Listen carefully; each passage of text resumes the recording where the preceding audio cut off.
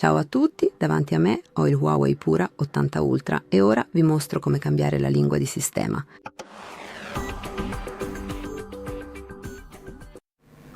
Quindi, per prima cosa, aprite le impostazioni, poi trovate e selezionate Sistema e Aggiornamenti e scegliete Lingua e Inserimento. Qui abbiamo Lingua e Regione, selezionatelo e poi scegliete Modifica. Ora possiamo rimuovere le lingue non necessarie qui e, se ce n'è una che volete applicare, lasciatela qui, toccate il segno di conferma e verrà applicata. Tuttavia, se desiderate selezionare un'altra lingua, basta scegliere Altra lingua e selezionarla da questo elenco. Toccate su Cambia e il gioco è fatto. Come potete vedere, è già stata applicata. Iscrivetevi al nostro canale e lasciate un like.